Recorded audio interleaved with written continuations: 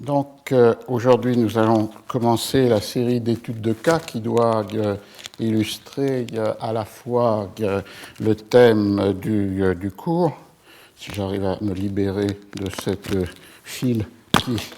rend les choses complexes, et qui était à la fois l'intitulé, voilà. On a de grands problèmes, vous voyez. C'est des histoires connectées, là, mais il faut les déconnecter. C'est fait. Merci. Donc, d'une part, l'intitulé général du cours qui est sur écrire et publier à l'âge moderne, entre XVIe et XVIIIe siècle, et d'autre part, comme je l'avais dit, des croisements, l'expression est peut-être bien choisie, avec des thèmes abordés aussi dans le séminaire sur des histoires textuelles connectées, c'est-à-dire de prendre des études de cas à partir de textes qui ont connu des circulations amples à cause de leur diffusion ou à cause de leur traduction dans l'Europe moderne. Et aujourd'hui, je voulais commencer avec une analyse de quelques aspects de l'un des textes les plus fondamentaux des XVIe et XVIIe siècles, c'est-à-dire le texte de Bartolomé de las Casas, La très brève relation de la destruction des Indes, un texte publié sous forme d'un livre ou livret en 1552 à Séville. Alors pourquoi ce choix ? D'une part parce qu'évidemment le texte de Las Casas a connu, sinon en Espagne, mais du moins dans toute l'Europe, un flot de traductions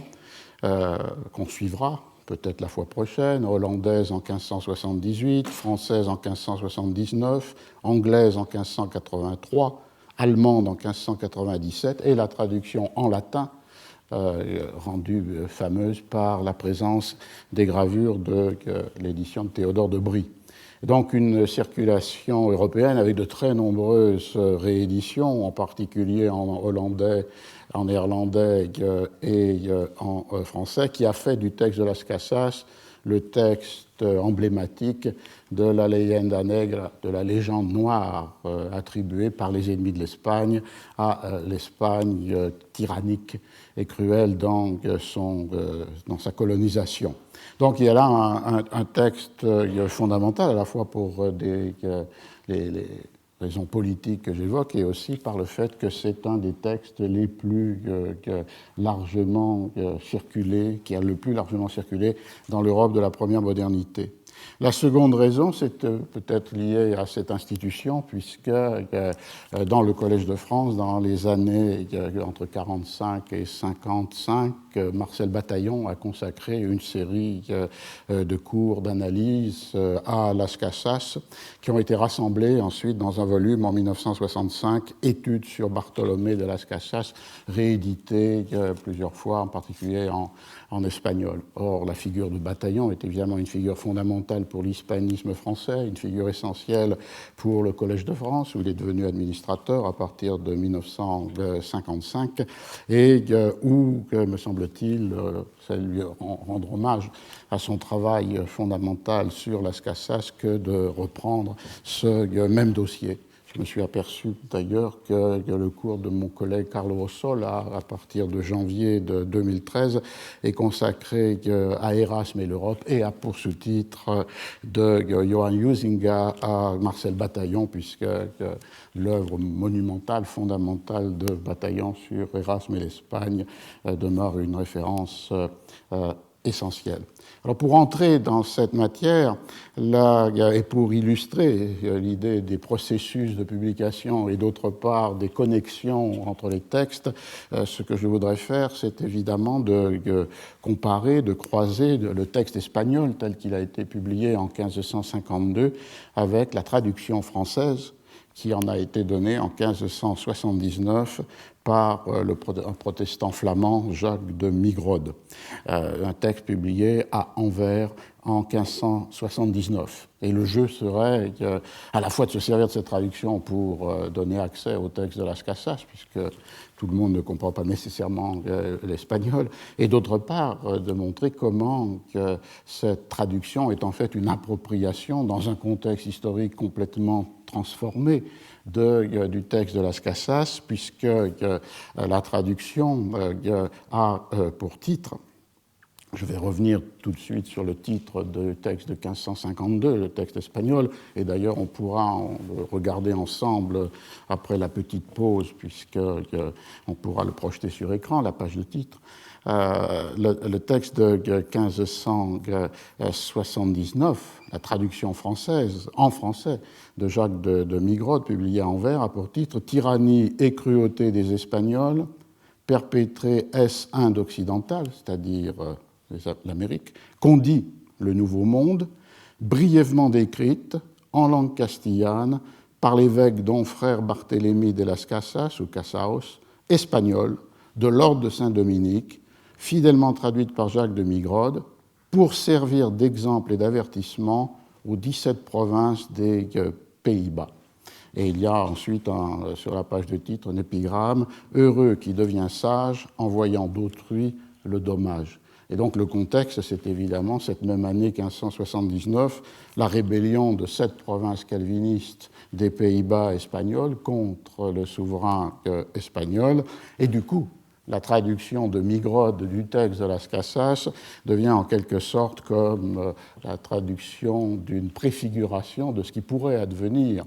aux Pays-Bas révoltés à partir comme répliquant ce qui est advenu au peuple indien d'Amérique. Comme l'indique le prologue, c'est ce que connaîtraient les Pays-Bas si Dieu ne les avait pas empêchés jusqu'alors de commettre ce qui pourrait être commis en parallèle par les Espagnols aux Pays-Bas et dans les Indes occidentales. Alors on peut partir du texte espagnol, il est disponible dans plusieurs éditions modernes, une est celle de Cátedra, très belle édition faite par André Saint-Loup, qui avait été un des auditeurs et un des disciples de Bataillon, et une autre qui est publiée dans la Galaxia de Gutenberg, Círculo de los Lectores, avec un travail philologique et textuel très précis de José Miguel Martínez Torrejón. On pourrait partir donc de cette page de titre que nous ne voyons pas mais que nous verrons, dans la mesure où sur cette page de titre, il n'y a pas le nom de l'imprimeur, il n'apparaît qu'au colophon, c'est-à-dire à la fin de la dernière page, comme étant Sébastien Trujillo, qui est un imprimeur de Séville et qui est l'imprimeur des 8 traités de Las Casas qui sont publiés en même temps dans cette année 1552. On reviendra sur les raisons de cet ensemble de textes de Las Casas publiés cette même année dans la même ville de Séville et pour 7 d'entre eux par Sébastien Trujillo. La seule mention qui se réfère avec l'impression sur la page de titre, c'est la date de 1552. Alors je crois que, comme je l'ai fait quelquefois dans les séminaires ou les cours antérieurs, il faut toujours porter une très grande attention aux pages de titre qui non seulement créent un horizon d'attente pour le lecteur, mais ensuite, d'autre part, donnent d'extrêmement précieuses indications sur le registre ou le genre du texte. Et ici, la première mention sur cette page de titre, c'est évidemment l'expression de brevissima relación, d'une relation très brève. Et les deux mots ont évidemment de l'importance, dans la mesure où relación était le mot qui s'emploie à la fois pour un genre officiel, d'une description, d'un rapport, d'une informe, et qui avait été utilisé très souvent par les conquistadores ou par les administrateurs des Indes. Et le terme de relation implique, non pas nécessairement, mais le plus souvent, le caractère de témoignage, d'attestation de ce qui est narré et décrit, et donc du coup une référence à une observation la plus directe possible des faits rapportés. Et donc on a là cette dimension qui va circuler dans tout le texte de Las Casas, qui est que l'authenticité de ce qui est rapporté est liée à cette présence du je, à la présence de ce qu'on peut appeler l'autopsie, le voir par soi-même. Et le terme de relation convoyait cette notion. Brevissima, très brève relation, est un superlatif pour un adjectif qui est employé assez souvent dans ce genre, c'est-à-dire la brièveté du récit comme étant en rapport avec l'importance des faits relatés, mais en même temps, comme on va le voir, avec l'emploi de summa, épitome, une idée d'un texte qui peut être éventuellement la forme brève d'un texte qui serait un texte plus long, qui est,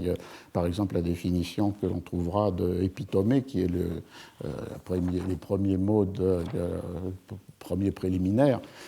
et qui renvoyait à cette idée d'une forme brève, d'un texte d'une plus longue importance. Et peut-être ici une allusion de Las Casas à un texte qu'il ne publiera pas de son vivant, mais qui est son Historia de las Indias, et qui est un livre monumental, dont finalement la destruction des Indes ne serait que l'essentiel résumé. Alors, brevissima relation. De quoi? De la destruction de las Indias. Et ici, il y a le mot destruction qui a été repris, évidemment, dans la plupart des traductions modernes, est un mot qui renvoyait directement au latin destruere, qui non seulement est détruire, mais a un sens de défaire, de désoler, de dépeupler. Et une des thématiques de la destruction des Indes, de la destruction de las Indias, c'est ce thème obsédant du dépeuplement, les cruautés et tyrannies des Espagnols conduisant à la destruction, parfois absolue, totale, selon Las Casas, des populations indiennes. Or, cette thématique a une importance clé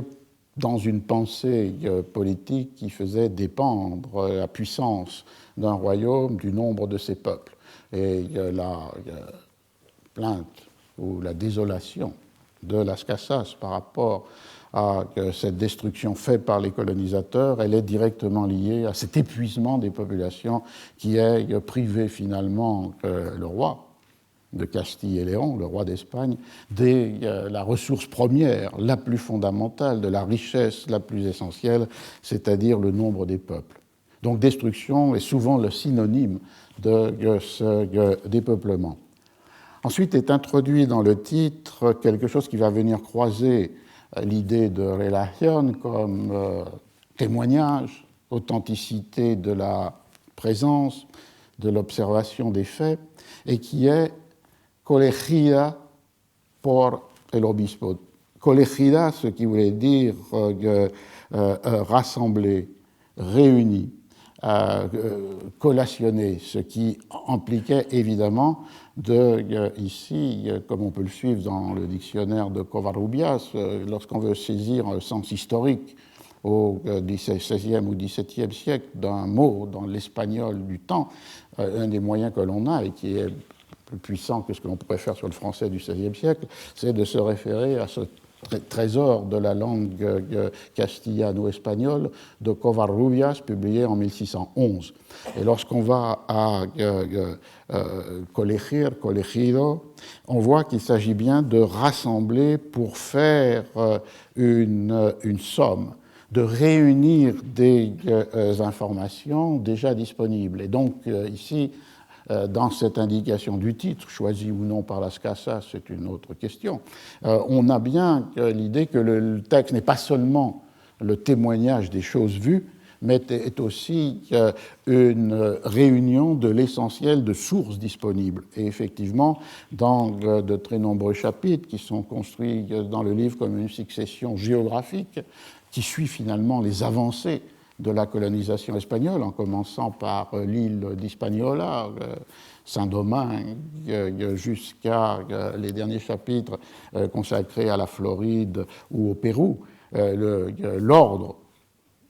géographique du texte est un ordre chronologique de la conquête. Et évidemment, si, je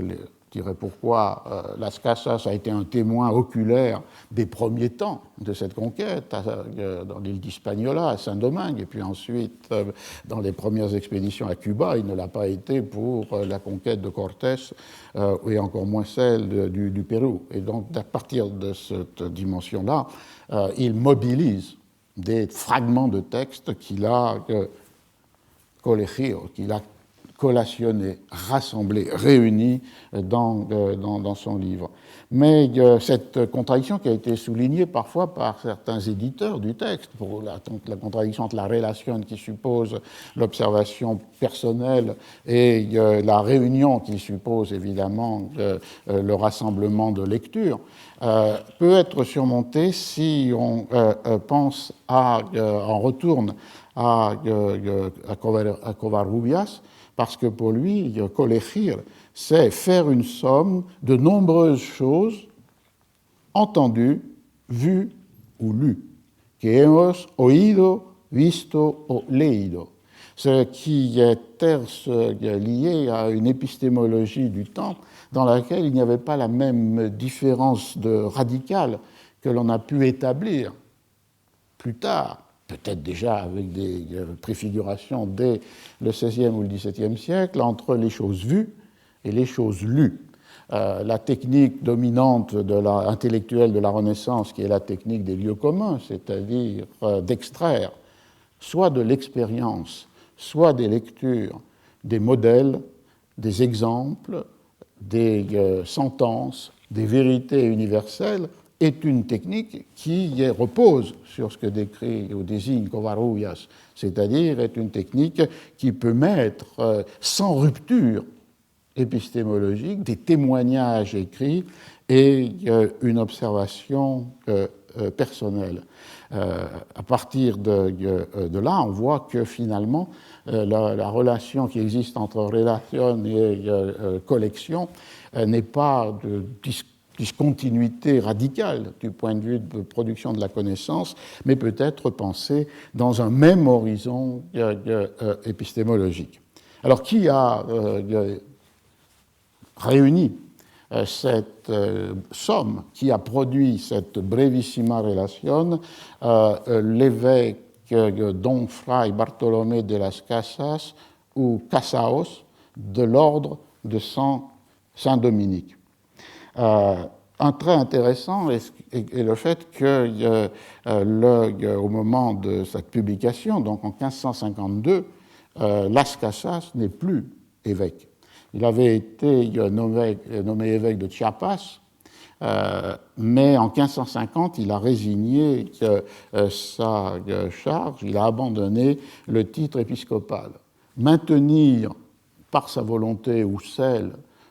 de l'imprimeur ce titre sur la page de titre a une fonction. Peut-être on peut rester évêque même lorsqu'on ne l'est plus, mais plus précisément, c'est ici, alors qu'il a abandonné la charge, le fait de donner un critère d'authenticité, de crédibilité au texte, avec le poids de cette autorité épiscopale qui a été la sienne lorsqu'il a été donc nommé évêque de Chiapas. On reviendra sur cet épisode, cette nomination pour lui pouvant être liée au projet d'une alternative à la colonisation militaire de l'Espagne par une sorte d'utopie agraire, une colonisation qui serait une évangélisation faite par des missionnaires sans présence de colons laïcs, et en particulier sans présence de seigneurs de la terre, et éventuellement appelant à la présence de laboureurs et d'artisans venus d'Espagne. Et donc la nomination pour lui était une manière de pouvoir animer et soutenir un tel projet de colonisation qui aurait été alternatif à celui des cruautés et tyrannies commis par les Espagnols. Autre trait intéressant, le fait qu'on dit Bartolomé de las Casas ou Casaos, qui était le nom d'une famille noble de Séville, à laquelle il est difficile de rattacher Las Casas. C'est la première fois que cet lien est établi entre son nom et le nom de cette famille, sans doute avec le même propos, qui est de renforcer la crédibilité, l'authenticité, la vérité du récit,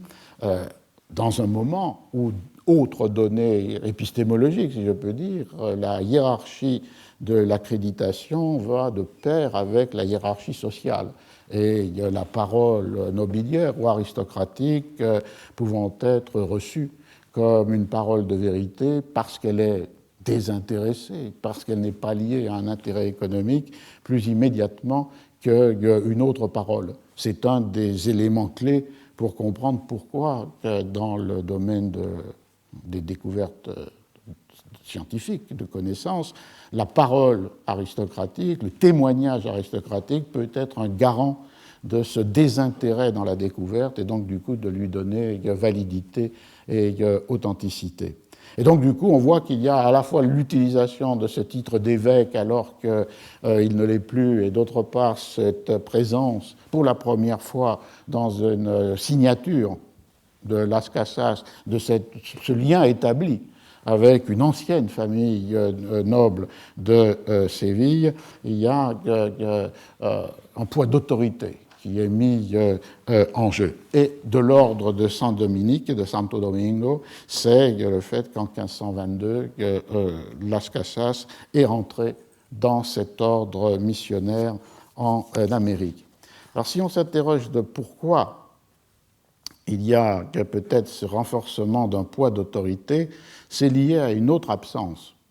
L'absence est sur la page de titre et dans les préliminaires de toute mention de ce qui est le mécanisme normal de la censure dans l'Espagne du siècle d'or, c'est-à-dire le fait qu'un texte est soumis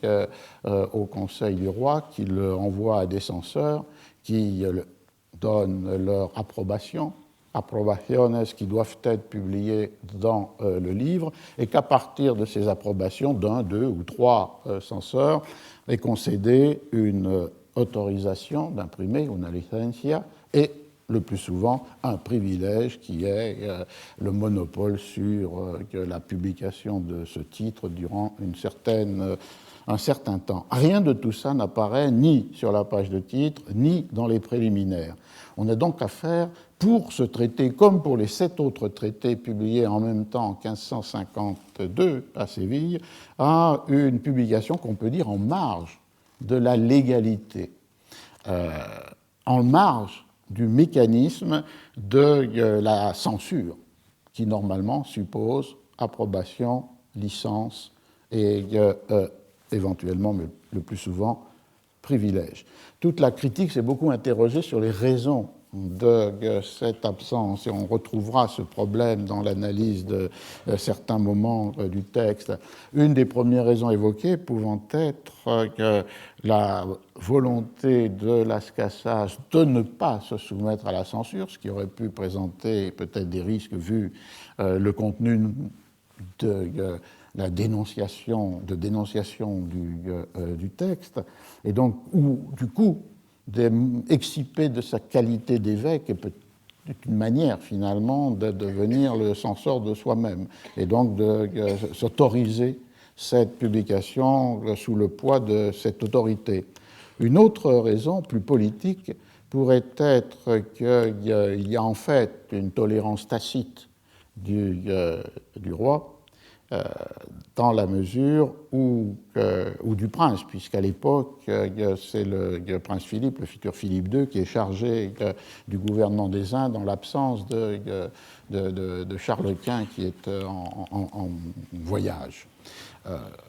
Et du coup, cette idée d'une tolérance tacite pourrait être avancée si l'on admet qu'une des cibles du texte n'est pas du tout la souveraineté du prince, mais est la mauvaise et détestable administration des Indes confiée aux colons d'Amérique, à ceux que détiennent les encomiendas, je vais revenir sur ce point, et donc du coup une menace éventuelle pour la puissance du prince, comme le montraient à l'époque les guerres du Pérou, par cette autonomie ou liberté conquise par les aristocraties locales. La cible fondamentale de Las Casas étant le régime qui a rendu possible la constitution de cette élite aristocratique aux Indes, il est possible que le texte ait bénéficié d'une sorte de protection tacite de la part de la monarchie. Une autre raison que l'on verra peut être aussi l'urgence, dans la mesure où en 1552, Las Casas se trouve à Séville. Il n'a pas abandonné le projet de cette colonisation pacifique, faite d'abord par l'évangélisation des missionnaires avant toute arrivée de colons espagnols. Et justement, en 1552, à Séville, il a rassemblé des missionnaires prêts à partir et qui partiront pour les Indes occidentales, pour l'Amérique, et il faut leur donner des matériaux pour leur apostolat et pour leur perception de la réalité indienne. Et donc, la moitié au moins de ces 8 traités sont destinés à ces missionnaires qui s'embarquent, et effectivement, ils seront embarqués avec eux pour les Indes. Il y a donc toutes ces raisons autour de cette absence assez rare dans le monde de l'édition du siècle d'or de tout signe d'un mécanisme de censure et d'approbation royale. Alors, si l'on entre dans le texte lui-même, le premier texte que l'on rencontre, c'est quelque chose qui est présenté comme argumento del presente epitome, l'argument du présent epitome, du présent sommaire. Donc, c'est en quelque sorte un sommaire de sommaire, puisque si l'on admet que le texte lui-même pourrait être l'épitomé d'un texte plus long, ici on a en quelques paragraphes l'épitomé de l'épitomé, le sommaire du sommaire. En suivant la traduction de Migrod, on peut voir que le premier élément dans ce texte est un élément rhétorique, qui doit produire un effet puissant sur le lecteur. Avec je cite, « Toutes les choses advenues est-Inde, depuis qu'elles ont été miraculeusement découvertes, et depuis que premièrement les Espagnols y allèrent, pour y demeurer quelque temps, et puis après successivement, jusqu'à cette heure, ont été en toute manière tant merveilleuses et incroyables à qui ne les a vues qu'elles semblent être suffisantes pour obscurcir et mettre en oubli et silence toutes les autres qui furent jamais en ce monde au siècle passé, tant est-elle été grande. Entre ces choses sont les tueries et carnages des gens innocents et les dégâts des villes, provinces et royaumes qui ont été commis et perpétrés avec autre chose non moins épouvantable. » Alors le ressort rhétorique de cette première deux premières phrases du texte est complexe dans un sens, puisque le point de départ est finalement de contraster ce qui est considéré et donné dans le texte et dans la traduction comme maravilloso descubrimientos, traduit par Migrod comme miraculeusement découverte, cette merveille qui a été la découverte des Indes et qui a produit ces choses si admirables et si incroyables qu'elles paraissent faire obscurité pour tout ce qui les a précédés. Donc, ce qui pouvait être ce registre d'autres textes sur la découverte des Indes, ce registre de la merveille.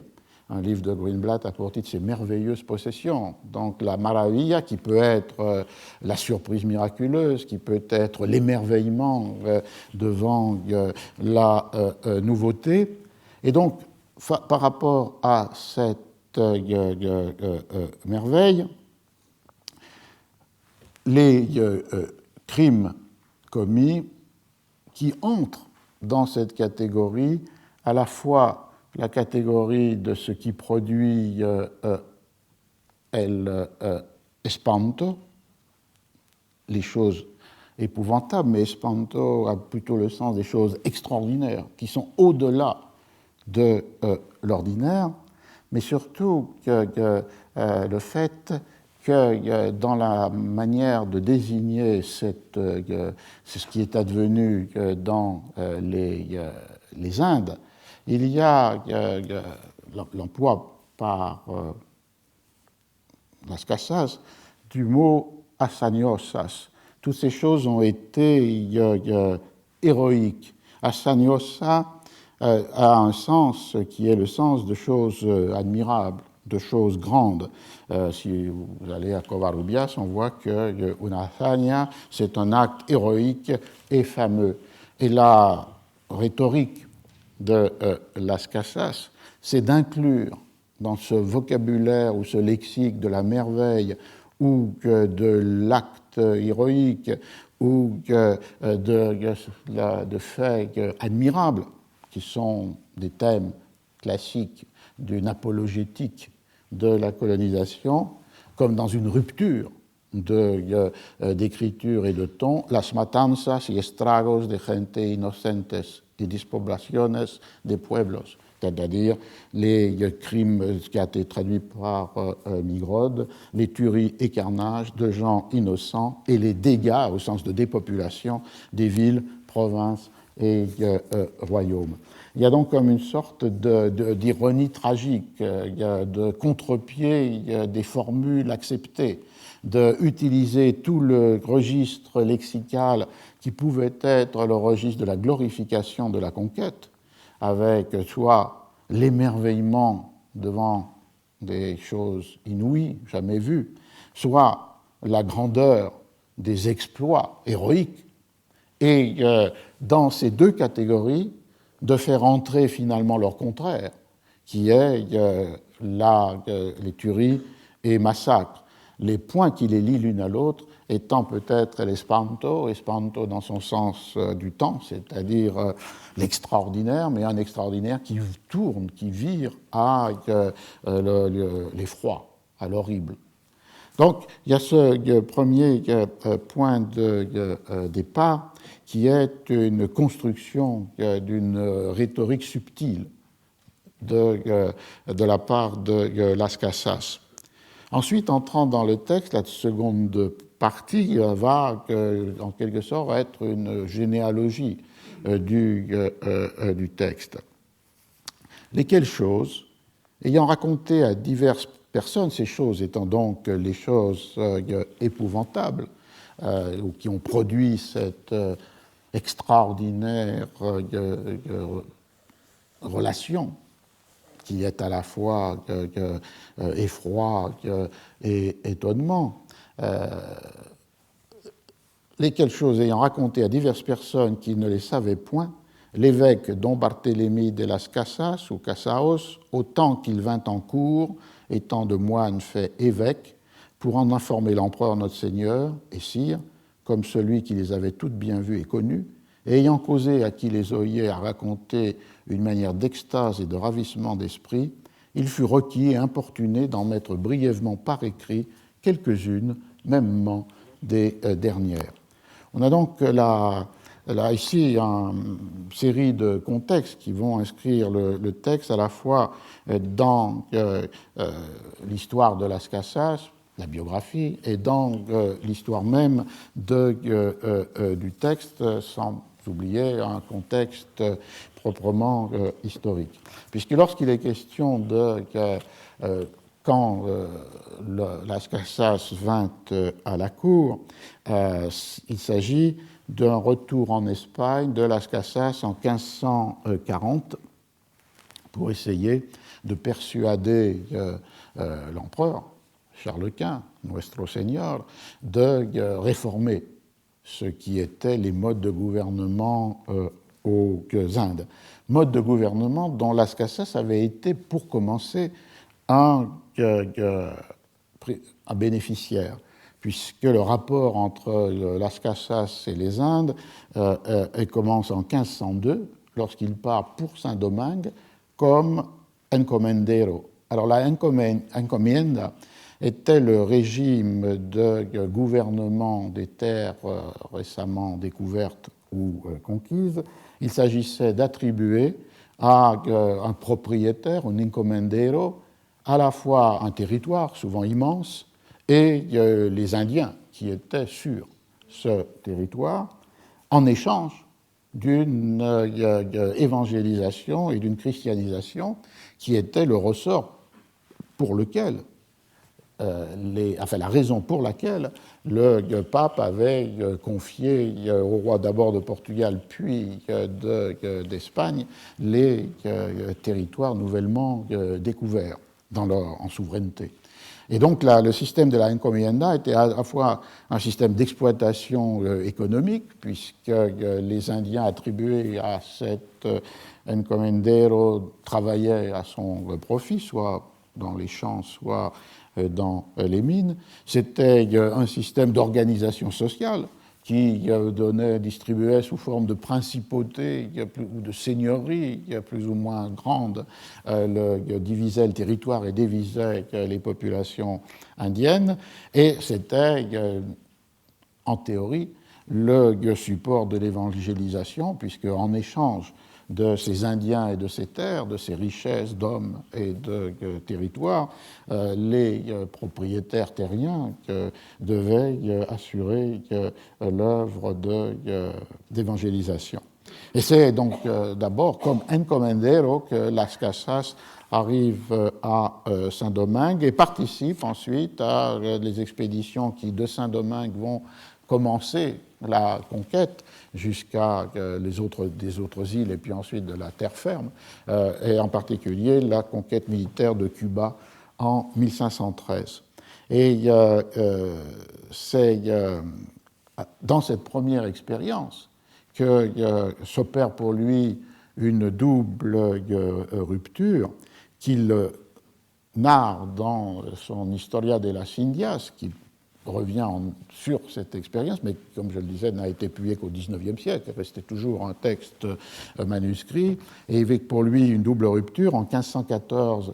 à partir d'une lecture de versets de l'Ecclésiaste, la perception de l'injustice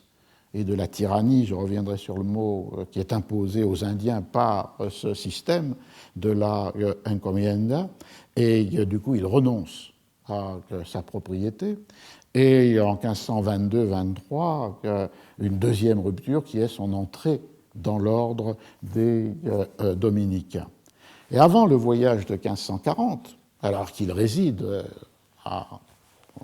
Hispaniola, il a, et à partir du moment de cette prise de conscience de l'injustice, il a averti plusieurs fois la monarchie par des mises en garde contre les crimes commis par les conquistadores. Il y a un premier voyage dès 1515 où il rencontre brièvement Ferdinand, le roi, pour le mettre en garde. Il y a d'autre part une lettre au Conseil des Indes en 1531 et finalement en 1540 il fait le voyage d'Espagne pour, comme le disait le traducteur, informer l'empereur des choses qu'il a vues, et en particulier ces choses épouvantables que sont les crimes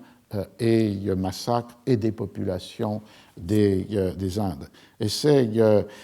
sur la base, à cette fois-là, de ce témoignage personnel derrière une relation que Las Casas essaye de convaincre le souverain, puisque le texte le disait, chaud comme celui qui, c'est-à-dire lui, Las Casas, les avait toutes bien vues et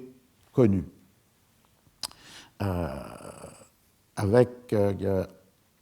quien todas bien visto había. Donc c'est sur le point de son expérience, sur le fondement de vérité du témoignage du témoin, que peut se faire cet effort de conviction de la nécessité de briser ce qui est le système qui s'est imposé dans les Indes occidentales, dans les îles américaines, puis sur la terre ferme, avec le Mexique, par Las Casas. Déjà en 1515, c'était avec le même poids d'authenticité du témoignage, après sa conversion, qu'il avait essayé de convaincre Ferdinand V de la réforme. Le contexte de la production du texte, lui, est intéressant, puisque vous le voyez, il suppose dans cette première approche deux temps. Un premier temps où il s'agit d'une écoute qui est faite à ce qu'il dit, et dans un deuxième temps, la mise par écrit. Lesquelles choses ayant raconté à diverses personnes qui ne les savaient point, ayant causé à qui les entendait raconter une manière d'extase et de ravissement d'esprit. Ici aussi, la première forme de publication est donc une forme de communication orale. Le fait que Las Casas dit, déclare, raconte. Et l'effet produit sur los oyentes, ceux qui ont écouté, ceux qui ont entendu, traduit finalement ici par Migrove, c'était l'idée que cela avait produit chez eux une manière d'extasie et suspension de animos. Et là aussi, les mots comptent. Extasie, traduit donc par extase, c'est la stupeur, l'émotion violente, qui finalement projette l'individu hors de lui-même. Dans l'entrée de Covarrubias, on a l'individu fuera de todo sentido, qui est l'individu hors du sens, parce qu'il est frappé par cette émotion, c'est-à-dire par la force de l'imagination qui est excitée, suscitée par le récit, et finalement,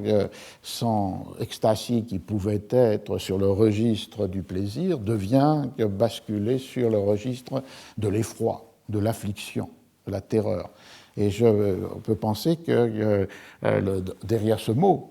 avec ce glissement de sens, on retrouve sur le registre lexical, ce que je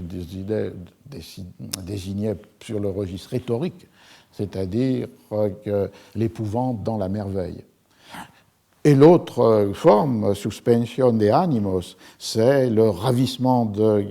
l'esprit qui est le doute, la perplexité de l'âme ou de l'esprit, dit Covarrubias. On a donc avec ces deux mots l'idée que les relations faites oralement par Covarrubias produisaient chez ses auditeurs à la fois ce sentiment qui les portait hors d'eux-mêmes et en même temps insinuait en eux une très grande perplexité, instabilité de l'âme, suspension du jugement. Et c'est à partir de cette première forme de circulation de la relation que se situe la seconde, c'est-à-dire on l'a enjoint, requis et importuné, rogado, importunado, d'en mettre brièvement par écrit quelques-unes de ces choses qu'il racontait, et surtout des dernières, les dernières étant celles qui étaient liées avec les cruautés et les carnages, les tueries et les carnages, et pas seulement les premières qui pouvaient être liées avec l'émerveillement de la découverte. Et donc on a une mise par écrit du texte, avec effectivement une trace de cette mise par écrit, qui est un manuscrit de la Brevissima Relación, conservé dans un couvent à Valencia, qui n'est pas un manuscrit autographe de Las Casas, mais qui est une copie faite par deux copistes. À l'intérieur de ce couvent, et qu'on retrouve dans un volume de miscellanée de différents textes du prieur de ce couvent qui avait pour nom Juan Mico, et qui donne le texte, pas la copie, mais le texte comme achevé le 8 décembre 1542. Donc effectivement, Las Casas a mis par écrit le contenu de ces relations, et ce manuscrit peut être considéré comme le premier état de la Brevissima Relación, mais qui ne passe pas à l'imprimer. On voit une autre figure rhétorique qui est présente dans le texte ici, c'est l'idée que Las Casas a été obligé, forcé, conduit à mettre par écrit ce qui peut-être il voulait conserver oralement, avec un détail, mais qui peut être très intéressant, parce que d'un côté, cette communication orale pouvait rentrer dans l'avis au prince, puisque celui qu'il veut convaincre, c'est l'empereur, avant l'empereur,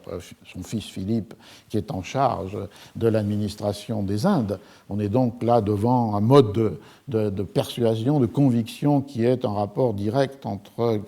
le témoin et le prince, par opposition à une circulation manuscrite qui est une forme de publicité donnée au texte. Et le deuxième élément, c'est cette figure qui est la figure de retrait de l'écriture, l'idée que écrire finalement serait une sorte de forme d'arrogance qui pouvait conduire à maintenir l'anonymat dans beaucoup de textes, mais qui pouvait être forcé lorsque certains demandants exigeaient, requéraient que le texte soit mis par écrit. Et alors, il y a évidemment un troisième contexte qui est donné par la fin du texte, qui est celui de 10 ans plus tard, lorsqu'en 1552, le texte qui a circulé, au moins dans cette copie manuscrite qu'on connaît, mais peut-être d'autres, est imprimé par cet imprimeur à Séville, 10 ans après sa rédaction. Alors le contexte de 1542, donc on voit que c'est le voyage de 1540 de Las Casas en Espagne pour convaincre le souverain de la nécessité de la réforme. Cet temps de 1542 où se discutent ces projets de réforme, la présence de Las Casas à la fois dans l'oral et puis par la mise par écrit de sa relation, le contexte, lui, politique ou historique de la double circulation de la relation, à la fois orale et manuscrite, c'est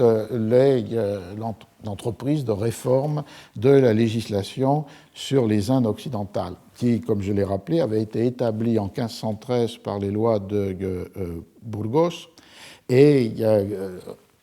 leur réforme sera en novembre de 1542, donc un mois avant la fin,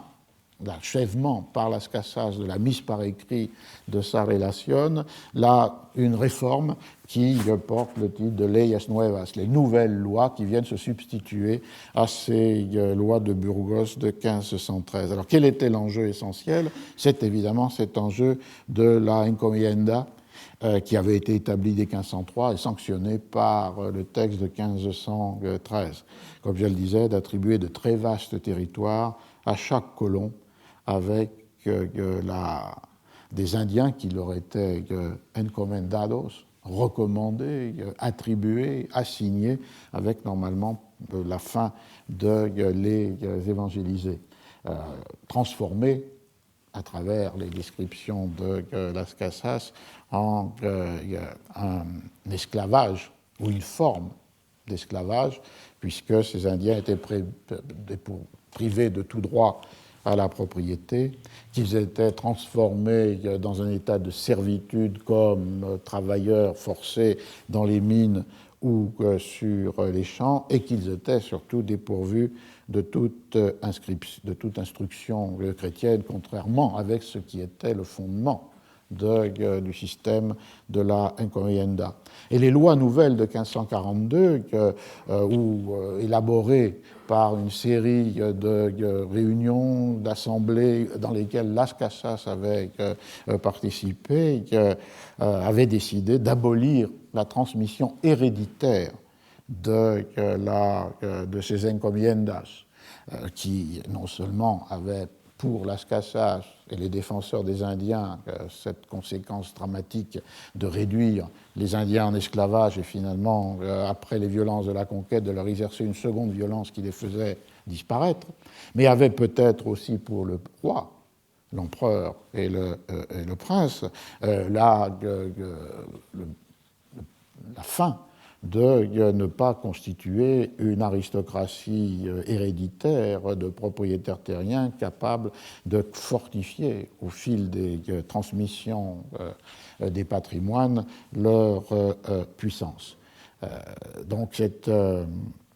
ces lois nouvelles, qui vont être corrigées assez rapidement par la suite de la protestation, évidemment, des colons, vont être corrigées par le fait qu'on rétablira un principe de transmission, au moins pour la première génération. Alors, pour en terminer avec ce contexte historique, on peut aller au dernier contexte, c'est-à-dire au troisième, celui de l'imprimerie. Et ici, je reprends donc le texte de Migrod, en voyant quelques ans après, c'est-à-dire 10 années après, ce qui est advenu en 1542, beaucoup d'hommes qui n'avaient sentiment ni compassion aucune, étant par avarice et ambition dégénérés d'humanité, et qui par leurs œuvres exécrables ont été mis en un sens réprouvé, lesquels, non contents de félonie et méchanceté par eux commises dans la destruction de tout ce monde, par des façons étranges de cruauté, importunaient aussi le roi pour, avec son aveu et autorité, les aller commettre une autre fois ou faire des choses pires, si pire il y en pouvait y avoir. Il s'avisa de Las Casas de présenter ce sommaire de ce qu'il en avait écrit et mis par mémoire au prince notre Seigneur, afin que son Altesse fît tant qu'elle leur fût refusée. Et il lui a semblé expédient de le faire imprimer à ce que son Altesse le pût lire plus aisément, et est cette-ci la cause du présent sommaire ou très brève information. On a donc la troisième temps, après la relation orale, après la mise par écrit, l'idée de la mise en imprimé. Et ici, évidemment, le contexte historique qu'on entend, c'était la résistance des colons à l'application des leyes nuevas pendant les 10 années entre 1542 et 1552. Les éléments chronologiques qui permettent de comprendre ces 10 années et le passage du manuscrit à l'imprimé sont, d'une part, le fait qu'en 1543, comme je l'ai dit pour commencer, Las Casas a été nommé évêque du Chiapas. Il est retourné donc en Amérique en 1544, l'année suivante, et avec ce projet d'établir cette colonie idéale, appelée colonie des Verapas, de la vraie paix, avec uniquement des frères missionnaires assurant une conversion pacifique des Indiens et une présence exclusive des missionnaires. Le deuxième élément est que, par rapport au manuscrit de 1542, Las Casas va ajouter des chapitres en 1546, alors d'ailleurs qu'il est à Mexico pour un concile ou une réunion des évêques de Nouvelle-Espagne qui doivent décider à propos de la confession. Et cet état de 1546 est connu par un texte dont il n'existe des copies que pour le XIXe siècle, mais qui est un texte qui a pour titre Histoire sommaire et relations très brèves et véritables de ce qu'a vu et a écrit le révérend père Fray Bartolomé de la Peña. Donc un texte qui est sous un pseudonyme et qui est un état intermédiaire en quelque sorte entre le manuscrit de 1542 et l'édition imprimée de 1552, connu seulement, je le disais, par des copies, 3 copies du XIXe siècle, mais qui ajoute au texte de 1542 les éléments plus récents sur la Floride, le Rio de la Plata et le Pérou, et en même temps qui est une réécriture par quelqu'un qui transforme, abrège, altère le texte de Las Casas. Mais c'est un chaînon entre 1542 et 1552. Finalement, en 1547, Las Casas revient définitivement en Espagne, renonce à son épiscopat en 1550, et c'est là où se situe l'épisode le plus fameux de la trajectoire de Las Casas, c'est-à-dire la controverse de Valladolid avec Sepúlveda. Alors pour terminer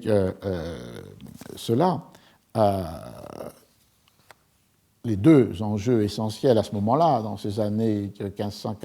1542-1552, et en particulier autour de la controverse de Valladolid, sont deux enjeux qui portent le premier sur la légitimité des guerres faites aux Indiens, et ces guerres faites aux Indiens sont illégitimes si est reconnue, selon les principes du droit naturel, la souveraineté des princes indigènes, ou elles sont considérées si légitimes si est reconnue la force de l'acte que l'on appelle requerimiento et qui était la déclaration d'obéissance volontaire à la souveraineté du roi d'Espagne par les princes indiens. Et évidemment qui pouvait être considéré comme la lecture d'un acte qui était absolument non compris par ceux qui étaient supposés l'accepter. Donc il y a ce premier enjeu autour de la légitimité ou de l'illégitimité de la guerre, puisque dans le deuxième cas, évidemment, si les princes indiens avaient accepté ce transfert de souveraineté, toute rébellion pouvait être considérée comme une raison légitime pour leur faire la guerre. Ce texte du Requerimiento étant la traduction juridique, en quelque sorte, de ce qu'avait été la bulle pontificale de 1493, qui attribuait à l'Espagne la souveraineté sur toutes les terres, comme disait le texte, en direction des Indes, avec, comme contrepartie de cette souveraineté, l'obligation de l'évangélisation. Le deuxième enjeu, dans les controverses, la controverse de Valladolid et dans toutes ces controverses de ces 10 années, c'est la légitimité de l'asservissement des Indiens. Il est légitime si, comme Sepúlveda et beaucoup d'autres, on leur dénie l'identité humaine, qu'on les considère comme dépourvus de raison et finalement basculer plus ou moins dans l'animalité, ou bien elle est illégitime si, comme le faisait Las Casas, on le reconnaît à la fois âme et raison, et les considère comme des hommes à part entière. Cette tension entre l'animalité et l'humanité, elle était dès l'origine de la conquête, et un des textes qui est cité par Las Casas dans son Historia de las Indias, et qui a pu être un de ces éléments dans la rupture, dans la conversion, son abandon du statut d'encomendero et la prise de conscience de l'illégitimité sinon de la conquête, mais de la manière à travers laquelle elle s'exerce, c'était le sermon de 1511 d'un frère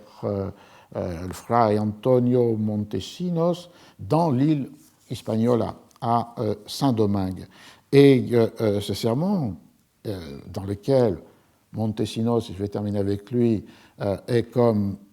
inspiré, habité par la voix du Christ, est connu par la copie qu'en a